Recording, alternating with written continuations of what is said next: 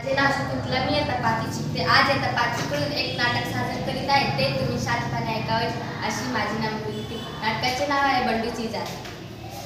मी योगिता. मी बंडूची बायको. मी वंदना. बंडूची बहीण. मी श्रद्धा. मी बंडूची आई. मी गौरव. मी बंडू.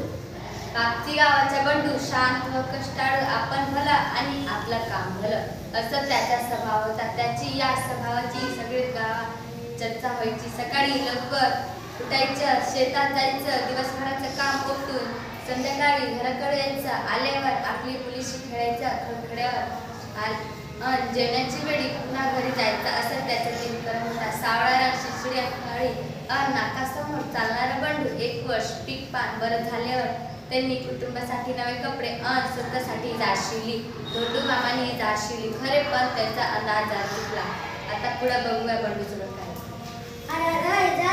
लांब झाली. आता पुन्हा धोंडू मामाकडे जायचं म्हणलं तर कठीण आहे.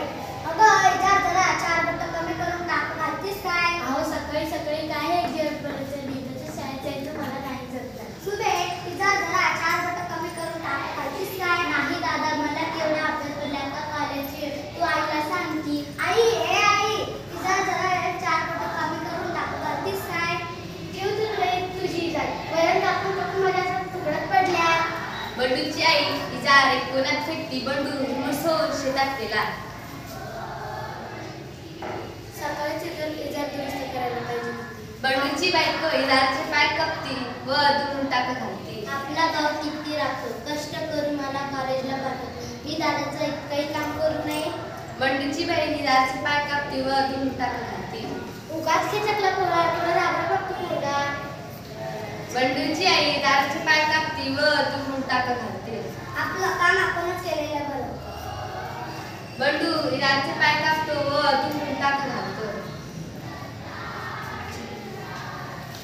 सगळेजण आश्चर्याने पाहतात. मी जर 4 बोटे कापली. मी पण. अगं बाया, मी पण इजार 4 बोटे कापली. आणि मी पण. चौघे खडखडून हसतात.